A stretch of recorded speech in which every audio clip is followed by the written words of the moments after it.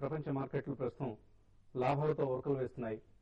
Last night US markets లో డౌ Jones, Nasdaq, S&P 500 మూడు strong గా క్లోజ్ కావడంతో ప్రస్తుతం హ్యాంగ్సెంగ్, కాస్పీ, స్ట్రైట్స్ టైమ్స్ దాదాపుగా అన్ని ఏషియన్ ఇండిసెస్ కూడా గ్రీన్ జోన్ లో ట్రేడ్ అవుతున్నాయి. SGX, నిఫ్టీ 15 పాయింట్ల లాభంతో 6290 దగ్గర ట్రేడ్ అవుతుంది. సో నిన్న జరిగిన ఒక అద్భుతమైన ర్యాలీ తర్వాత ఇవాళ మార్కెట్స్ మరొక పాజిటివ్ ఓపెనింగ్ కు సన్నద్దం అవుతున్నాయి. ఇవాళ Nifty or even for that matter Sensex కూడా ఆల్ టైమ్ హైస్ స్థాయిని టచ్ చేస్తాయా లేక మరికొన్ని సెషన్స్ తీసుకుంటాయా ఈ మరికొద్దిసేపట్లో తేలనుంది. ఈ అంశాన్ని పక్కన పెడితే నేను చాలా స్ట్రాంగ్ వాల్యూమ్స్ తో మార్కెట్స్ పెరగడం, కోల్ ఇండియా ఐపీఓకి ముందు ఇటువంటి స్ట్రాంగ్ వాల్యూమ్స్ నమోదు కావడం అందరినీ ఆశ్చర్యపరిచిందని చెప్పుకోవచ్చు. ఎందుకంటే కోల్ ఇండియా ఇష్యూకి ముందు కొంత లిక్విడిటీ క్రంచ్ లాంటిది వస్తుంది.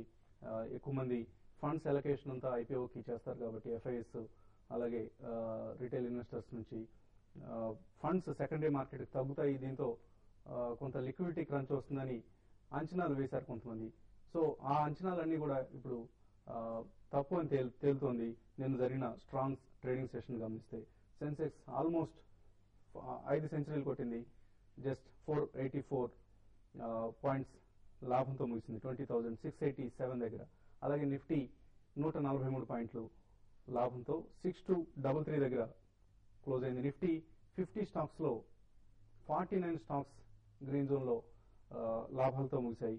అలాగే 308 స్టాక్స్ సరికొత్త ఆల్ టైమ్ న్యూ హైస్ ను టచ్ చేశాయి. సో ఇదంతా మన మార్కెట్స్ లో నడుస్తున్న స్ట్రాంగ్ బుల్ రన్ కు, బుల్ ర్యాలీకి నిదర్శనంగా చెప్పుకోవచ్చు. F&O గమనిస్తే ఫ్యూచర్స్ లో 5.5 కోట్ల షేర్లు ఫ్యూచర్స్ పొజిషన్స్ యాడ్ అయ్యాయి. పెట్రోనెట్ ఎల్ఎన్జీ, యూకో బ్యాంక్, విజయ బ్యాంక్ అలాగే ఐడిబిఐ ఇటువంటి స్టాక్స్ లో ఫ్యూచర్స్ పొజిషన్స్ భారీగా పెరగడం గమనిస్తాం మనం. సో రాబోయే రోజుల్లో ప్రభుత్వం కోర్స్ కోల్ ఇండియా ఇష్యూ వచ్చే సోమవారం ప్రారంభమవుతుంది. ఈ ఇష్యూకి ప్రైసింగ్ చాలా అట్రాక్టివ్ గా నిర్ణయించడంతో చక్కటి సబ్స్క్రిప్షన్స్ వచ్చే అవకాశాలు కనిపిస్తున్నాయి. ఇదే అదనంగా ప్రభుత్వం మరికొన్ని ఐపీఓలు కావచ్చు లేదా పిఎస్యూ డిజిన్వెస్ట్మెంట్ లో భాగంగా ఐపీఓల్ని, ఎఫ్పీఓల్ని సిద్ధం చేసుకుంటోంది. Shipping corporation, ONGC, power grid, Rashtriya Ispat Nigam అలాగే హిందుస్థాన్ షిప్ యార్డ్, ఐఓసీ ఇటువంటి పలు ఇష్యూలు మార్కెట్లోకి ఈ సంవత్సరం మొత్తం 40,000 కోట్ల రూపాయలు ప్రభుత్వం టార్గెట్ గా పెట్టుకుంది. ఇప్పటిదాకా కేవలం 2-3 వేల కోట్ల రూపాయలు మాత్రమే రైజ్ చేసింది. సో ఇక ఫైనాన్షియల్ ఇయర్ క్లోజింగ్ లోగా మిగతా మొత్తాన్ని రైజ్ చేసేందుకు రంగం సిద్ధం చేస్తోంది. సో ఓవరాల్ గా మార్కెట్స్ అలాగే లిక్విడిటీ ఎప్పటికప్పుడు ఎఫ్ఐఎల్ ఇక్కడ నుంచి వెళ్ళిపోతాయా, ఎఫ్ఐఎల్ మనీ ఎప్పుడైతే సెల్లింగ్ బిగిన్ చేస్తారో అప్పుడు ఇండియన్ మార్కెట్స్ కుప్పకూలుతాయి. ఇటువంటి భయాందోళన ఉన్న వాళ్ళకి నిన్నటి ర్యాలీ బహుశా ఒక ఆన్సర్ గా మనం చెప్పుకోవచ్చు. గ్లోబల్ క్వాంటిటేటివ్ ఈజింగ్ కు రంగం సిద్ధమవుతోంది. ఇదే జరిగితే మరింత లిక్విడిటీ పెరిగే అవకాశాలు ఉన్నాయి తప్ప లిక్విడిటీ తగ్గే అవకాశాలు మాత్రం సమీప భవిష్యత్తులో కనపట్లేదు. సో ఇవన్నీ కూడా మన మార్కెట్స్ లో at least short to medium term లో ఒక మంచి ర్యాలీకి అవకాశాలు ఎక్కువగా ఉన్నాయన్న దాన్ని స్పష్టం చేస్తున్నాయి. సో డిక్లైన్స్ లో బై చేస్తూ ఉండండి. ఎప్పుడైతే డిప్స్ వస్తాయో అప్పుడు బై చేసే ప్రయత్నం చేయండి. మార్కెట్స్ పరిస్థితిపై మాట్లాడేందుకు అనలిస్ట్ సుందర్ గారు అలాగే శేష్ గారు సిద్ధంగా ఉన్నారు. సో సుందర్ గారు, నిఫ్టీ 6300 మార్కుని క్రాస్ చేసి వాళ్ళ ఆల్ టైమ్ హైని టచ్ చేస్తుంది అనుకుంటున్నారు. ఇన్ఫాక్ట్ నిన్న చూస్తే కనుక స్ట్రెంత్ చాలా బాగా కనిపించిందండి. అనుకోని విధంగా 6.1 పైన నిలబడింది, 6.2 పైన నిలబడింది. అలాగే లాస్ట్ 1 మంత్ అయిన 6.220 దగ్గర కూడా స్ట్రాంగ్ బ్రేక్అవుట్ వచ్చింది.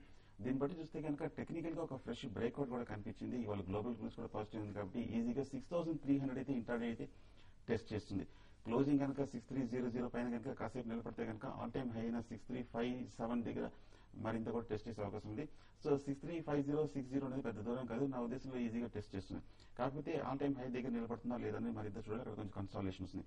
అలాగే కాకపోతే ఫండమెంటల్ చూస్తే కనుక నిన్న 2-3 మిడ్ క్యాప్ స్ట్రాంగ్ కంపెనీస్ దగ్గర అద్భుతమైన రిజల్ట్స్ వచ్చాయి. దీన్ని బట్టి చూస్తే కనుక సెంటిమెంట్ మరింత బలపడింది, ఏమాత్రం వీక్నెస్ కనిపించలేదు. అలాగే ఇందాక మీరు చెప్పినట్టు కోల్ ఇండియా ఐపీఓ వచ్చినా కూడా లిక్విడిటీ ఏమాత్రం తగ్గలేదు, ఇంకా కొంచెం ఫ్రెష్ గా వచ్చింది. So short term up trend అయితే కనుక తప్పకుండా ఉంది. ఆల్ టైమ్ హై అయితే 6360 కూడా టెస్ట్ చేసే అవకాశం కనిపిస్తుంది వాళ్ళ రేపట్లో ఈ 2 రోజుల్లో. అలాగే ఇక ఇంటర్డే ట్రేడర్స్ మటుకు షార్ట్ పొజిషన్స్ ఎట్టి పరిస్థితుల్లో అవాయిడ్ చేయండి. అటెంప్ట్ చేయదు, బాగా పెరిగింది కదా పడుతుందన్న ఉద్దేశంతో 6300 దగ్గర కాసేపు టెస్ట్ చేసే అవకాశం ఉంది. ఈ లెవెల్ పైన కనుక నిలబడితే కనుక మరింత లాంగ్ పొజిషన్ తీసుకుని 6350 దగ్గర ఎగ్జిట్ అవ్వచ్చు షార్ట్ టర్మ్ కి. అలాగే 6270 కిందే కనుక కన్సిస్టెంట్ గా ఒక 5 to 10 మినిట్స్ ట్రేడ్ అయిందంటే అప్పుడే కొంచెం వీక్నెస్ అని చెప్పాలి. అప్పుడే 6270 కింద ఇంటర్డే ట్రేడర్స్ ఒక 20-30 పాయింట్స్ టార్గెట్ తోటి షార్ట్ పొజిషన్ అటెంప్ట్ చేయొచ్చు. సో మార్కెట్ ఓవరాల్ గా పాజిటివ్ గా ఉంది. సో నా ఉద్దేశం షార్ట్ టర్మ్ ర్యాలీ మరింత కొనసాగే అవకాశం, న్యూ హైలోకి టచ్ చేసే అవకాశం కనిపిస్తుంది. అలాగే ఎఫ్ఐ ఫ్లోస్ ఒకసారి మనం గమనిస్తే ఈ ఏడాది ఒక జనవరిలో మాత్రమే నెట్ ఇన్ఫ్లోస్ లో నెగిటివ్ ఫిగర్ కనిపిస్తోంది. జనవరిలో సుమారుగా 1137 కోట్ల రూపాయలు సెల్లింగ్ జరిగింది ఎఫ్ఐఎస్ నుంచి. అలాగే last month highest ever FI inflow into the Indian markets గా చెప్పుకోవచ్చు. 29,196 సుమారుగా 30,000 కోట్ల రూపాయలు మన మార్కెట్స్ లోకి రావడం జరిగింది. అలాగే అక్టోబర్ లో ఇప్పటిదాకా గమనిస్తే 10,000 కోట్లు ఇప్పటిదాకా నమోదైన ఎఫ్ఐ ఇన్ఫ్లోస్. సో ఇంకా సగం నెల మిగిలింది. సో ఈ సగం నెలలో ఆల్మోస్ట్ 20,000 క్రోర్స్ క్రాస్ చేయడం మాత్రం ఖాయంగా కనిపిస్తుంది. Maybe we can even expect more. So ఈ పరిస్థితుల్లో ఎఫ్ఐ ఇన్ఫ్లోస్ ఇంత స్ట్రాంగ్ గా వస్తున్నప్పుడు నెక్స్ట్ 1 to 2 years పర్స్పెక్టివ్ లో మార్కెట్స్ ఏ స్థాయిని టచ్ చేస్తాయి అనుకుంటున్నారు? డెఫినెట్ గా అంటే ఇప్పుడున్న పరిస్థితుల్లో ఎఫ్ఐఎస్ ఫ్లో చూస్తుంటే వీళ్ళు ఇప్పుడు ఇన్వెస్ట్ చేసిన వాళ్ళు కూడా ఇప్పుడు ఇమీడియట్ గా అయితే అంటే నెక్స్ట్ ఒక 5-6 నెలలు టార్గెట్ పెట్టుకుని అయితే రారు. డెఫినెట్ గా వీళ్ళు 2 to 3 years లేకపోతే 4 years టార్గెట్ పెట్టుకుని లాంగ్ ఓన్లీ ఫండ్స్ ఉన్నాయి, తర్వాత ఇండెక్స్ బేస్డ్ ఫండ్స్ ఇవన్నీ కూడా మన ఇండియాలో ఇన్వెస్ట్ చేస్తున్నాయి. నేను కూడా నెక్స్ట్ 2 to 3 years లో అయితే మార్కెట్ డెఫినెట్ గా ఇయర్ బేసిస్ లో చూసుకుంటే ఇయర్ కి ఒక 15 to 20% రిటర్న్ రావడానికి అవకాశం ఉంది. మధ్యలో ఒక 3-4 months కన్సాలిడేషన్ తర్వాత పెరగడం, ఈ విధంగా ఇది మార్కెట్ లో భాగంగానే జరుగుతుంటాయి. ఏదైనా కూడా ఓవరాల్ గా ట్రెండ్ అయితే నెక్స్ట్ 1.5 year కి అయితే చాలా గట్టిగా చెప్పొచ్చు మార్కెట్ అయితే బులిష్ లో ఉండే అవకాశం ఉంది. తర్వాత జీడీపీ అనేది కూడా చూస్తే స్లోగా నెక్స్ట్ 1.5-2 years కి దగ్గర 10+ కూడా రావడానికి అవకాశం ఉంది నెక్స్ట్ 2 years టార్గెట్ తీసుకుంటే. కాబట్టి జీడీపీ 10+ ఉన్నప్పుడు మాత్రం మార్కెట్స్ చాలా రోబస్ట్ ఉండే అవకాశం కనపడుతుంది. కాబట్టి ఏంటంటే ఇప్పుడు మనం 2007-2008 హైస్ ని ఇప్పుడు క్రాస్ అవుతున్నాం. అంటే ఇక్కడ నుంచి ఫ్రెష్ అప్ ట్రెండ్ అనేది మార్కెట్ లో ఉంటుంది. సో నేను కూడా ఒక 30-34,000 ఆ లెవెల్లో నెక్స్ట్ 2 years సెన్సెక్స్ చూడొచ్చు. నిఫ్టీ కూడా చాలా ఇక్కడ నుంచి ఒక 20-30% అట్లీస్ట్ నెక్స్ట్ 1.5 year చూడొచ్చు. కాబట్టి నేను కూడా ఎవరీ డిక్లైన్ లో కూడా బయింగ్ ఆపర్చునిటీ తీసుకోవచ్చు. ఇంకా చాలా స్టాక్స్ ఇంకా పెరగడానికి ఉన్నాయి. మధ్యలో కరెక్షన్స్ అనేది గ్లోబల్ గా ఒకవేళ మన ఇండియన్ మార్కెట్ కరెక్ట్ అయ్యిందంటే అది కూడా గ్లోబల్ మార్కెట్స్ గ్లోబల్ సెంటిమెంట్ బాగా నెగిటివ్ ఉంటే తప్ప మామూలుగా మన డొమెస్టిక్ పరంగా పెద్దగా కరెక్ట్ అయ్యే అవకాశం పెద్దగా కనపడలేదు.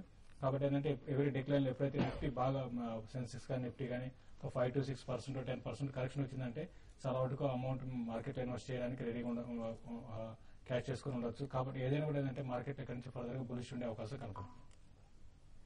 ఓకే అండి, but don't wait for 10% correction because that's not happening. అంటే రైట్ నో కాదండి, ఇప్పుడు కాదు. నేను అనేది ఫ్యూచర్ లో మామూలుగా మార్కెట్ పెరిగినప్పుడు కొంచెం క్యాష్ చేసుకుని మళ్ళీ ఏదైనా కరెక్షన్ వస్తే చెప్పలేము. కరెక్షన్ ఎప్పుడు వస్తుందని చెప్పలేదు. ఇట్లా బులిష్ ఉండి ఒకసారి కరెక్ట్ గా ఎక్కువ మంది ఇలాగే సైలెన్స్ లో వెయిట్ చేస్తున్నారు. కరెక్షన్ ఎప్పటికైనా రాకపోతున్నారు. ఇప్పుడు మాత్రం వెయిట్ చేయమని చెప్పారు. ఇప్పుడు మాత్రం వెయిట్ చేయమని చెప్పారు. ఫ్యూచర్ లో నెక్స్ట్ 2 years గురించి నేను చెప్తున్నాను. 2 years లో ఎప్పుడైనా 10% రాకపోదని అంటున్నాను అంతే. సో 2 years వెయిట్ చేయమంటున్నారు శేష్ గారు. 2 years లోపల ఎప్పుడైనా వస్తుంది అంటున్నానండి. కరెక్షన్స్ కోసం వెయిట్ చేయడంలో అర్థం లేదు. సాధ్యమైనంత వరకు ఇన్వెస్ట్ చేస్తూ ఉండండి. కరెక్షన్ వచ్చినప్పుడు ఎక్కువ మొత్తం ఇన్వెస్ట్ చేసే ప్రయత్నం చేయండి. That's the only way we can catch this market. So callers కొంతమంది లైన్లో ఉన్నారు. రమేష్ హైదరాబాద్ నుంచి లైన్లో ఉన్నారు. రమేష్ గారు చెప్పండి. రమేష్ గారు good morning sir. Good morning. Grand backs ఈ ప్రైస్ లో బై చేయొచ్చు. టెక్నికల్ గా చూస్తే మటుకు 400 రూపీస్ నుంచి ర్యాలీ వచ్చింది. 600 వరకు పెరగడం జరిగింది. బాగా అప్ ట్రెండ్ వచ్చింది. కాకపోతే మనం ఈ లెవెల్ కొనాలనేది మటుకు కొంచెం ఇవాళ కూడా గ్యాప్ అప్ తోటి ఉంటుంది. కాబట్టి నా ఉద్దేశంలో ఒక చిన్న డిప్ ఒక 580 వస్తే కనుక షార్ట్ టర్మ్ కొనుక్కోవచ్చు.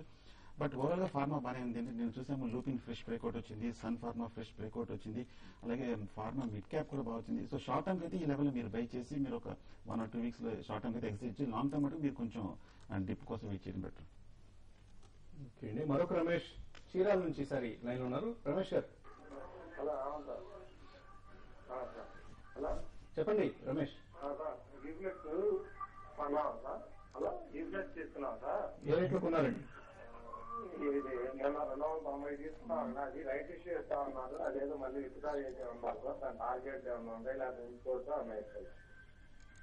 ఓకే అండి, ఇన్ఫాక్ట్ యూఫ్లెక్స్ ఈ మధ్య బాగా పెరిగిన స్టాక్. మన ప్రోగ్రామ్ లో కూడా ఆఫ్టర్నూన్ ప్రోగ్రామ్ లో డి ప్రసాద్ గారు రికమెండ్ చేసిన స్టాక్ యూఫ్లెక్స్ అయితే మీరు చాలా నిన్న చూసామంటే చాలా స్ట్రాంగ్ గా పెరగడం జరిగింది. దగ్గర 20% పెరిగింది. ఇంకా ఈ స్టాక్ పెరిగే అవకాశం ఉందంటే మీరు హోల్డ్ చేయండి. ఇమీడియట్ గా అయితే 340 to 350 రూపీస్ స్టాక్ పెరుగుతుంది. ఆ రేంజ్ వరకు వెళ్ళడానికి అవకాశం ఉంది. ఇంకోటి మనం మార్కెట్ ఇంత స్ట్రాంగ్ ఉన్నప్పుడు ఇటువంటి స్టాక్స్ అని కూడా చాలా అంటే మార్కెట్ ఒక 5% పెరిగితే 20% 30% పెరిగే అవకాశం కనపడుతుంది. కాబట్టి మీరు హోల్డ్ చేసుకుని around 340 to 350 rupees short term target గా చెప్పొచ్చు అండి. సో ప్రస్తుతానికి హోల్డ్ చేయండి. మీరు విన్న సమాచారం కరెక్ట్ అయింది. యూఫ్లెక్స్ రైట్స్ ఇష్యూని విత్డ్రా చేసుకుంది. విత్డ్రా చేసి ప్రమోటర్స్ కు ప్రిఫరెన్షియల్ ఇష్యూ చేయబోతున్నారు. 13.5 మిలియన్ వారెంట్స్ ను ప్రమోటర్స్ కేటాయించబోతున్నారు. అది కూడా మినిమం 300 రూపీస్ షేర్ ప్రైస్ దగ్గర. అంటే ప్రమోటర్లు కంపెనీ బిజినెస్ పొటెన్షియల్ పట్ల ఎంత కాన్ఫిడెంట్ గా ఉన్నారన్నది దీన్ని బట్టి అర్థమవుతుంది. So continue with your investment. ప్రస్తుతానికి పక్కన పడేసేయండి యూఫ్లెక్స్. అలాగే ఈవెన్ పాలీప్లెక్స్ కూడా మనం గమనించాం. 250 రూపీస్ లో TV5 లో రికమెండ్ చేయడం జరిగింది. ప్రస్తుతం 1000 రూపీస్ మార్క్ చేరువలో ఉంది. సో ఇవన్నీ కూడా ప్యాకేజింగ్ రంగానికి సంబంధించిన companies. So Indian consumption stocks, consumption theme ను సపోర్ట్ చేసే stocks. So continue to invest in దీ స్టాక్స్. ఇప్పుడు చిన్న బ్రేక్ తీసుకుందాం.